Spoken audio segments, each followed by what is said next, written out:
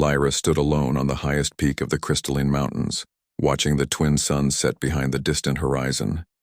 Her silver hair flowed like liquid moonlight in the gentle breeze, and her violet eyes reflected the colors of the dying day. She had come to this place since childhood, seeking solitude and understanding of the strange feelings that burned within her heart. While other elves of Silverness found peace in the ancient forests and the songs of their people, Lyra felt an unquenchable thirst for something more, something beyond the boundaries of her world.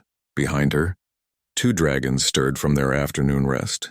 Ember, the larger of the two, raised her magnificent head and stretched her crimson wings toward the fading light. Her scales shimmered with every shade of red and gold, as if she carried the flames of 1,000 suns within her body.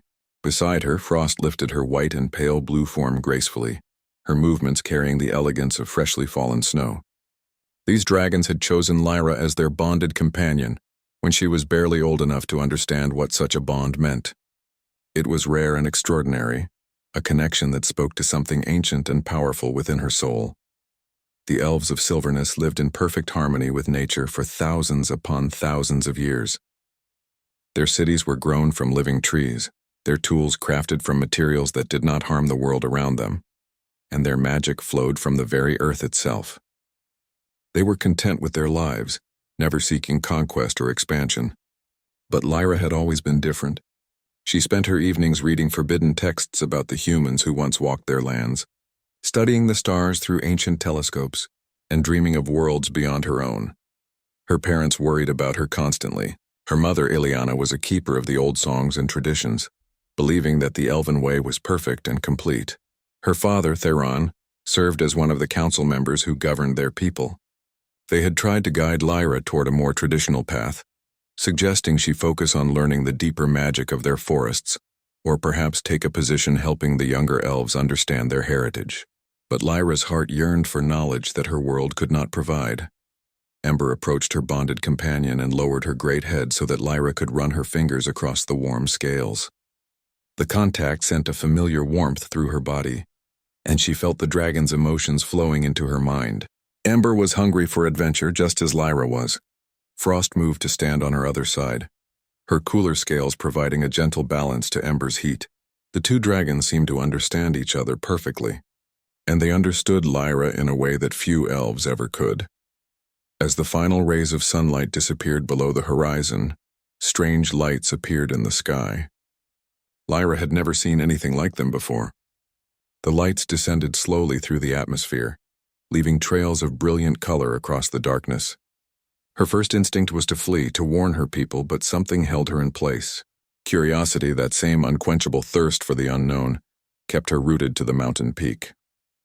She watched as the lights grew brighter and brighter, moving with a purposeful intelligence that no natural phenomenon could possess. The object became clear as it descended through the clouds. It was a spacecraft, a massive vessel of metal and unknown technology, exactly like the ones described in the ancient human texts she had studied in secret. Her heart raced with excitement and fear in equal measure. This was impossible. Humans had abandoned Silverness centuries ago, choosing to seek their fortune among distant star systems. Why would one return now? The implications of this moment were staggering. Lyra moved quickly, mounting Ember's back with the practiced ease of long years bonding with her dragon companion. Frost leaped into the air beside them, her wings catching the light of Silverness's 3 moons. They descended the mountain slope with incredible speed, Ember's powerful legs carrying them down rocky terrain that would have been impossible for ordinary creatures to traverse. The wind rushed past Lyra's face, and she felt more alive than she ever had before. This was the moment she had always sensed was coming, the collision point between her old world and the vast universe beyond. The spacecraft came to rest in a valley surrounded by crystalline rock formations that glowed with natural bioluminescence. Lyra circled above in Ember's back, trying to decide what to do. The landing ramp lowered slowly and a figure emerged into the starlight. He was unmistakably human, his form so different from the graceful, ethereal bodies of the elves. He had broad shoulders, tanned skin, and a head of short dark hair that caught the moonlight. More importantly, he was clearly disoriented, looking around at his surroundings with confusion and growing alarm. Lyra made her decision in that moment. She guided Ember to land a safe distance from the human, keeping her dragon between them as a barrier of protection. She could feel Frost landing beside them, creating a wall of dragon flesh and ancient magic. The human immediately tensed, his hand moving to something at his side that might have been a weapon. His eyes widened as he took in the sight of the two dragons and the ethereal elf woman who sat upon one of them. Neither of them moved for a long moment. Lyra could see fear in the human's eyes, but she could also see intelligence and courage. He did not run or attack despite his obvious terror. Instead, he remained still, his hand falling away from his side. Lyra slowly dismounted from Ember, her movements deliberate and peaceful. She approached the human with cautious steps, her hands held open to show she carried no weapons. The human raised his hands in the same gesture, and Lyra knew then that regardless of the vast gulf between their species, some things were truly universal. Understanding flickered between them in that moment, a bridge of mutual recognition that transcended culture and biology. She spoke in the ancient human language that she had learned from her forbidden texts, the words feeling strange on her tongue after years of speaking only the melodic elven speech. Her words were simple and careful, each one selected with precision. She asked him who he was and why he had come to Silverness. The human's response came slowly, his voice rough and accented in ways she had not anticipated from her studies. His name was Marcus, and he was a scout for a distant human colony. His ship had been damaged by hostile alien forces called the Vex, creatures of evil intent who sought to conquer and enslave all civilized peoples throughout the galaxy.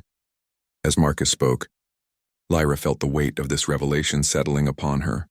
Her world, so peaceful and isolated for millennia, was suddenly connected to a vast and dangerous universe. The forces of darkness that Marcus warned of could bring destruction to her people if they discovered Silverness. Yet in the same moment she understood that this meeting was not coincidence. It was destiny, the moment toward which her entire strange and solitary life had been pointing.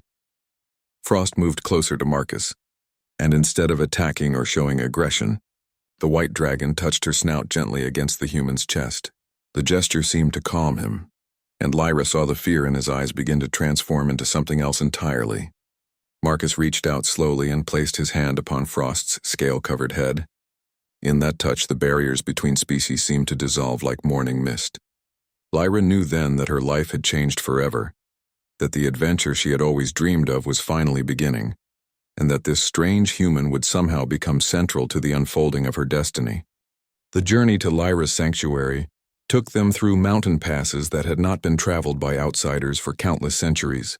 Marcus rode behind Lyra on Ember's back, his arms wrapped nervously around the elf woman's waist as the dragon's powerful muscles flexed with each bounding stride. Frost flew beside them, her white scales gleaming in the starlight of the three moons.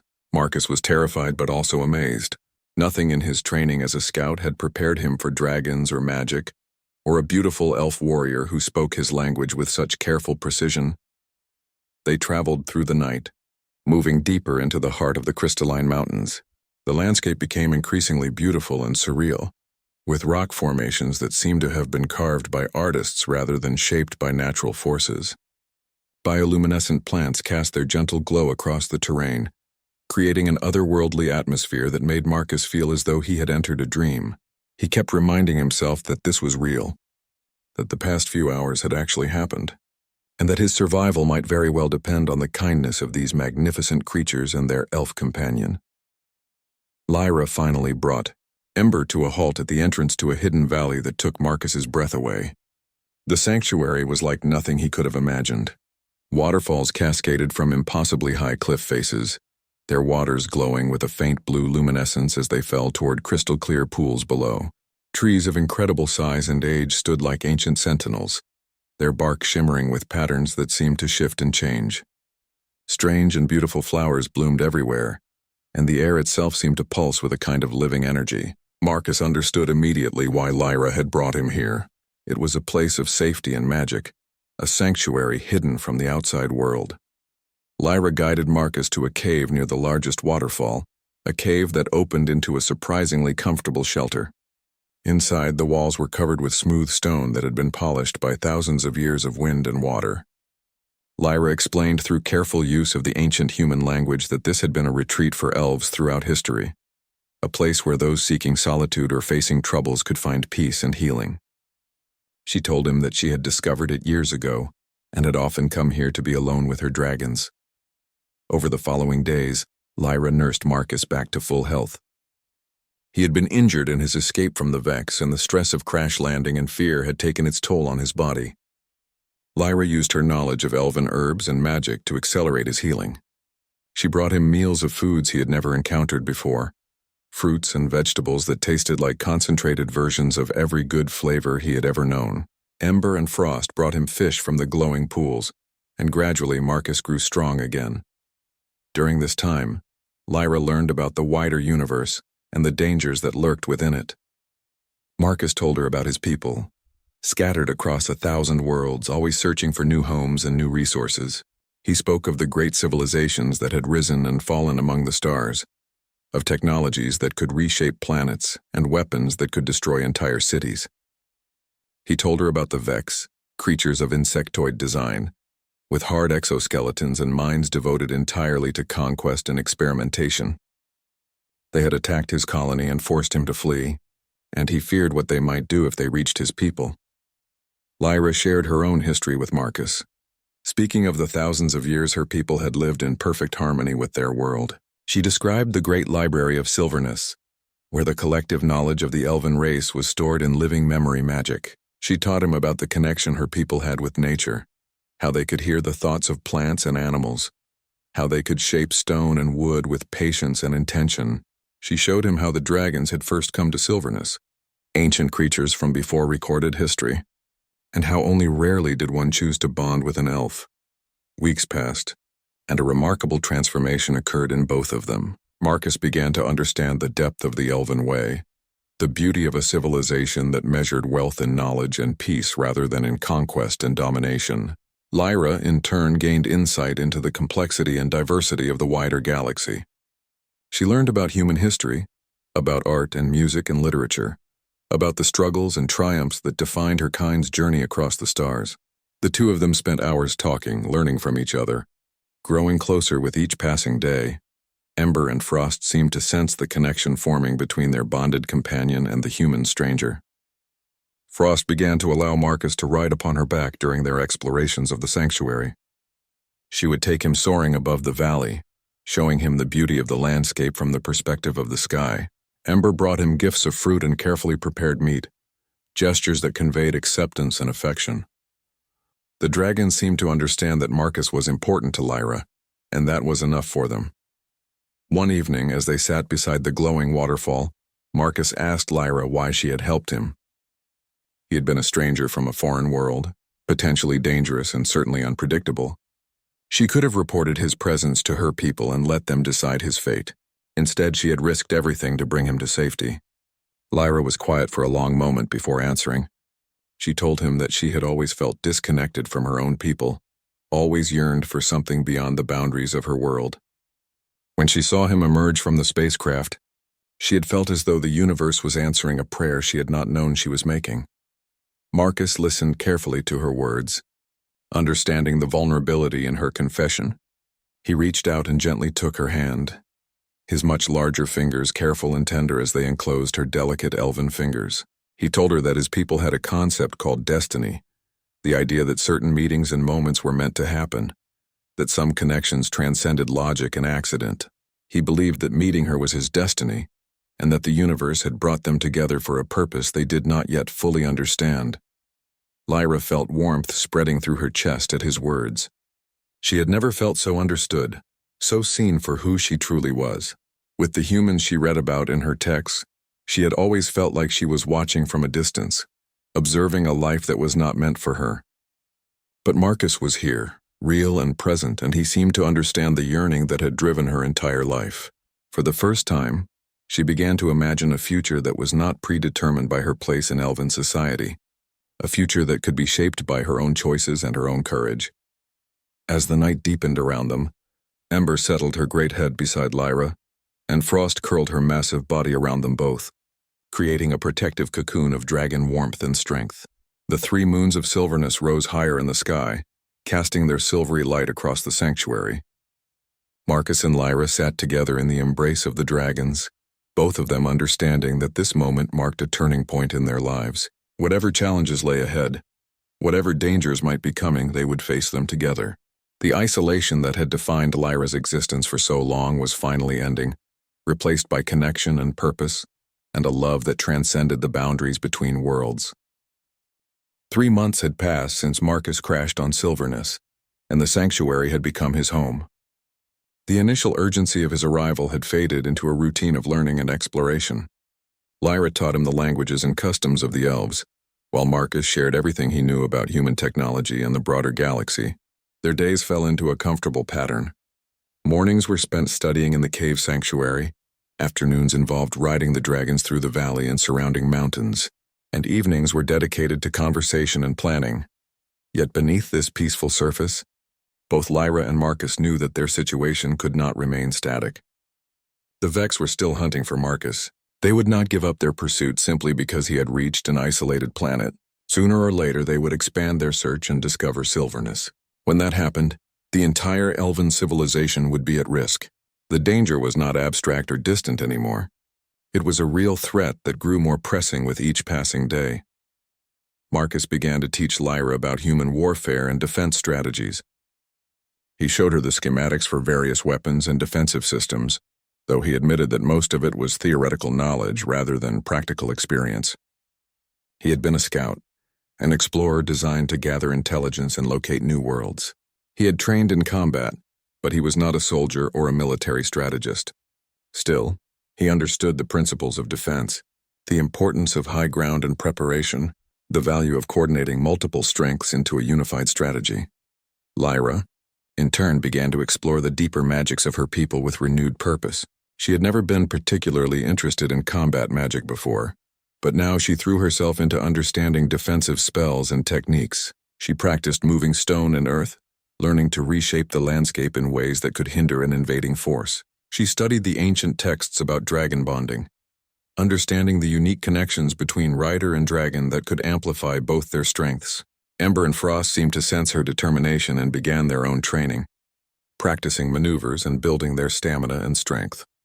One day, Marcus asked Lyra a question that had been troubling him for some time.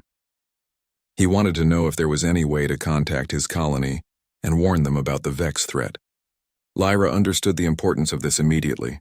She told him that the Elven Council maintained communication with other planets through a magical network that few humans even knew existed. The network was not technological in nature, but rather a psychic connection that allowed elves across great distances to share messages and information. She was not skilled enough to use it herself, but she believed her father Theron might be willing to help. The prospect of contacting the Elven Council terrified Lyra.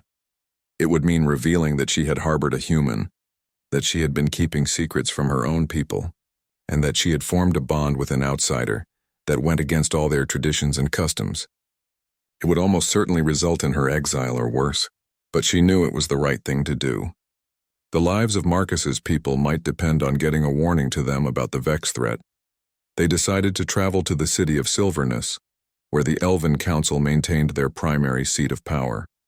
It was a journey of several days, and they would have to be careful to avoid being seen. Lyra felt a strange mixture of anticipation and dread. She had been away from the Elven city for so long that she was not entirely sure what kind of reception she would receive. She was no longer the quiet, curious girl who had left years ago. She was a woman now, changed by her experiences and her bond with Marcus. They prepared for the journey carefully. Lyra crafted new clothing for Marcus that was designed to blend with Elven fashion while accommodating human anatomy. She worked with him on speaking the Elven language, smoothing out his accent and teaching him the proper forms of respect and greeting. Ember and Frost, who had never ventured near the main Elven city, were surprisingly calm about the prospect. Lyra sensed that the dragons understood the importance of what they were about to do. The flight to the city took them through valleys and over mountains that seemed to grow more beautiful as they descended toward lower elevations. The landscape transformed gradually from stark crystalline rock formations to lush forests filled with enormous trees that must have been growing for thousands of years. Lyra could see the city beginning to take shape below them, a place of impossible beauty that had been her home for the first 30 years of her life.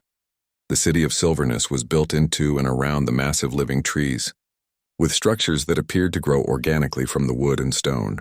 There were no harsh angles or imposing walls, just graceful curves and flowing architecture that seemed to merge seamlessly with the natural landscape. Waterfalls provided water and power, and gardens bloomed in impossible vertical arrangements that defied conventional understanding of agriculture.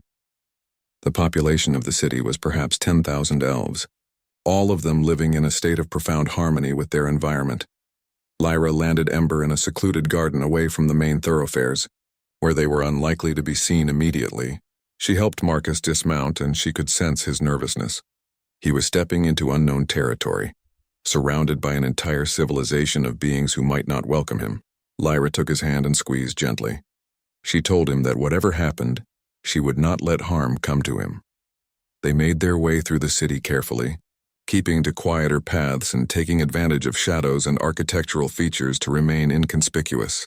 Several elves noticed them and gave curious looks, but none approached. Most elves respected the privacy of others and were not inclined to interfere without good reason. As they moved deeper into the city, Lyra began to feel the weight of her decisions. She was about to confront her parents and the Elven Council. She was about to reveal a truth that would fundamentally change her people's understanding of their relationship with the wider universe. They arrived at her family's home, a beautiful structure that spiraled upward around a massive tree that had been growing in that location for over 3,000 years. Lyra's heart was pounding as she approached the entrance. She could feel the protective presence of her dragons outside the city, waiting for her signal.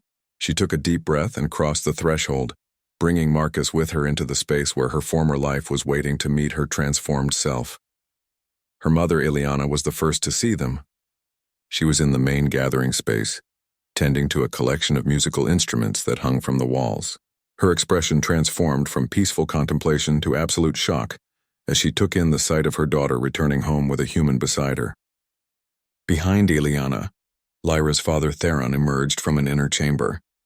His reaction was one of stunned silence. In that moment, suspended between past and future, Lyra understood that there was no going back. Everything had changed, and the changes had only just begun. The silence that followed was deafening. Ileana stood frozen, her hands still resting on the musical instruments. Theron's expression cycled through shock, confusion, and finally a kind of weary understanding. He motioned for them to follow him into a private chamber deeper within the home. The journey through the familiar corridors felt surreal to Lyra. She was walking the paths of her childhood, but everything felt different now. She felt different.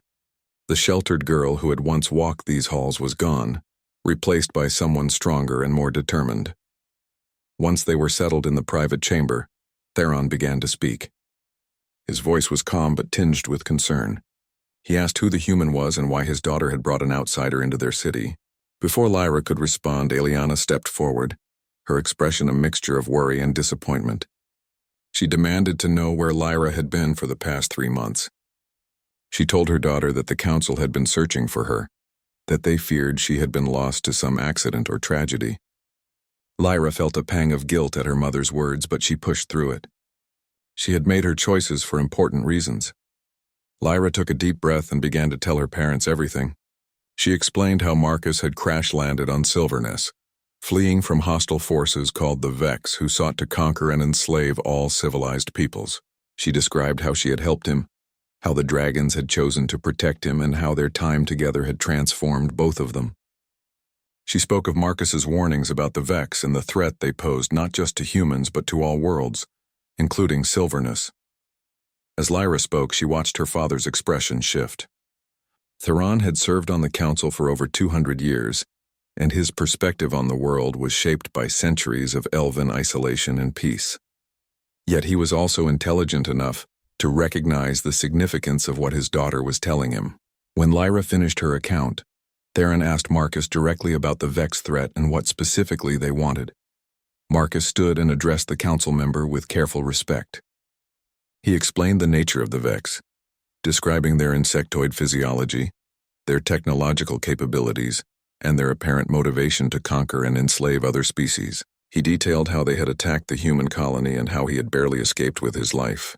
He spoke of his people's fear and desperation, their need to warn other civilizations about the danger. He did not minimize the threat or make it sound less serious than it was. Marcus understood that the survival of Lyra's people might depend on her family taking his words seriously. Ileana listened with growing distress. She had lived her entire life in a world of peace and harmony, and the thought of such violence and cruelty was almost incomprehensible to her. She looked at her daughter and asked if this was true. If the entire world was truly as dangerous as this human was suggesting. Lyra nodded and took her mother's hand. She explained that this was exactly why she had needed to leave, why she had been searching for something beyond their borders. Deep in her heart, she had sensed that the isolation their people had chosen was not a permanent solution. The outside universe was always there, with all its potential for both good and evil. Theron rose from his seat and began to pace thoughtfully. He was silent for a long moment before speaking. He told Lyra that she had acted without consulting the council or her family, and that this was a serious breach of elven custom and law. However, he also acknowledged that the threat posed by the Vex was real and significant. He said that the council needed to be informed about this immediately. More importantly, they needed to consider establishing contact with the wider human civilization and potentially forming an alliance against this common threat. Over the next several days, Lyra and Marcus were brought before the full council of elders. It was a formal gathering held in the Great Hall of Silverness, a space so vast and beautiful that Marcus found it difficult to believe it was not a natural formation. The ceiling was open to the sky, and the walls seemed to be living wood that shifted and changed in subtle ways. Hundreds of elves had gathered to witness this unprecedented meeting of their council with an outsider. The council members were skeptical at first. They questioned Marcus extensively, trying to determine if he was a spy or a threat. But Marcus answered their questions with patience and honesty. He provided detailed information about his colony, his people, and the wider human civilization. He showed them the ship's logs and communication records that he had retrieved from his damaged spacecraft. Slowly, the council members began to accept that his story was genuine. Finally, Theron stood and made a proposal. He suggested that Lyra be given official permission to travel with Marcus to his colony and to serve as an ambassador for the elven people. He proposed that they attempt to establish formal relations between their civilization and the humans scattered across the galaxy. More importantly, he suggested that they share their knowledge and resources in order to create a united defense against the Vex threat. The proposal sparked significant debate among the council members. Some argued that it was dangerous to involve themselves in the affairs of the outside universe. Others worried that contact with humans would corrupt their traditions and way of life. But Lyra stood and spoke to the council directly. She told them that they could not hide forever, that the universe would eventually find them whether they were prepared or not.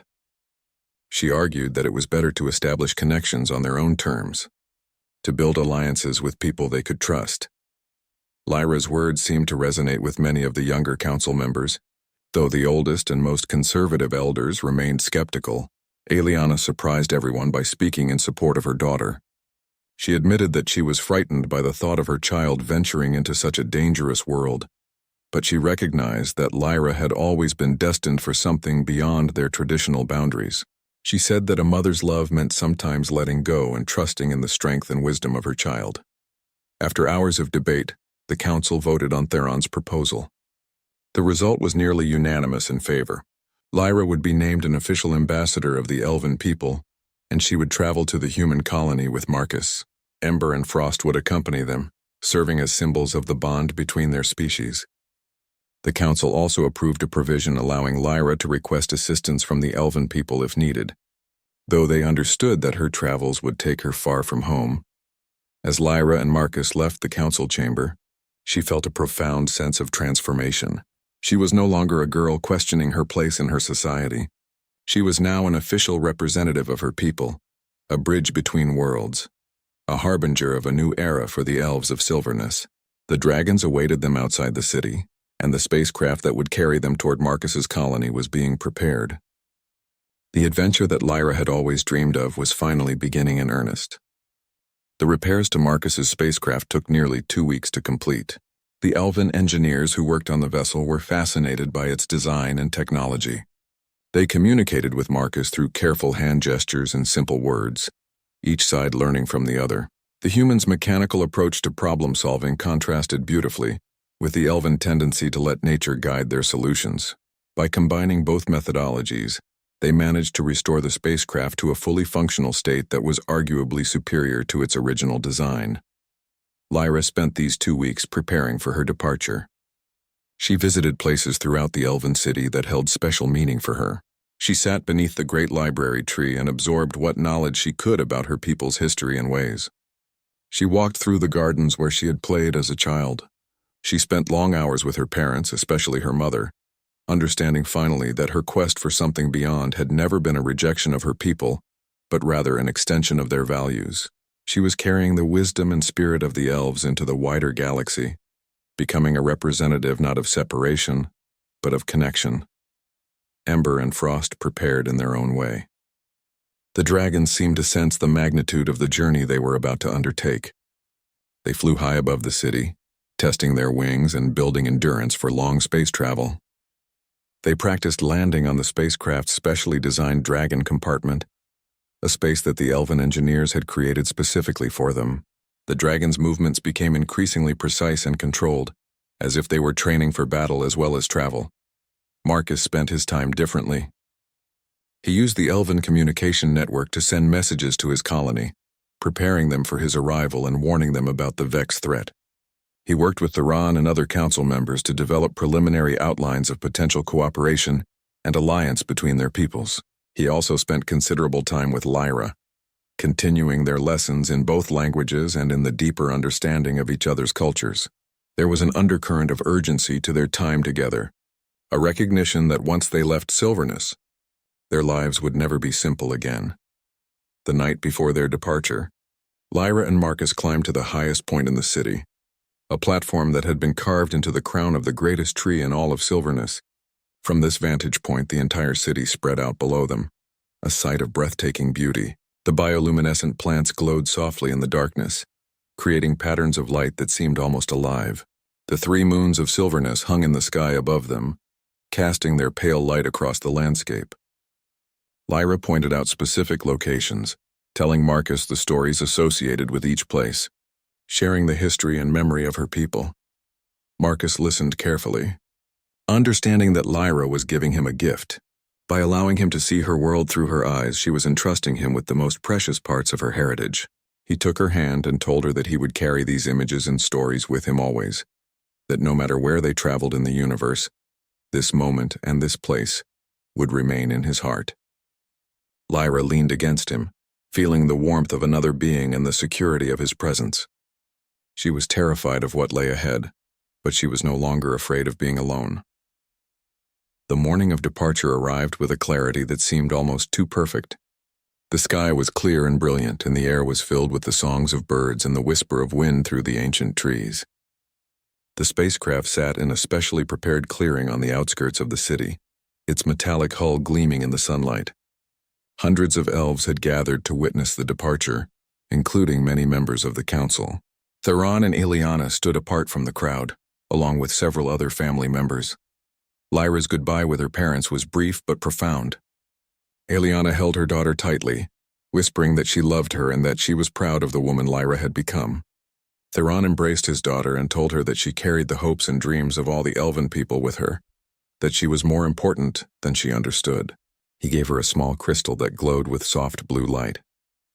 He explained that the crystal contained the consciousness and memory of several of the oldest elves, a repository of ancient knowledge that might prove useful in times of need. Lyra took the crystal carefully, feeling its weight not as a physical burden but as the weight of responsibility and purpose.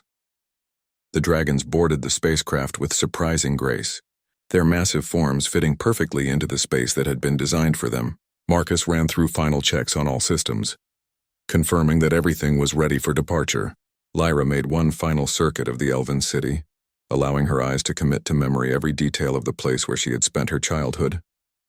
She stood at the entrance to the sanctuary valley where she and Marcus had first truly known each other, touching the living stone and whispering a prayer of gratitude for the refuge it had provided. As she made her way back to the spacecraft, the gathered elves began to sing. It was a song of blessing and farewell, an ancient melody that spoke of journeys undertaken and safe returns hoped for. The voices blended and harmonized in ways that human music could never quite achieve, creating a sound that seemed to touch the very soul. Lyra felt tears streaming down her face as she climbed the landing ramp into the spacecraft.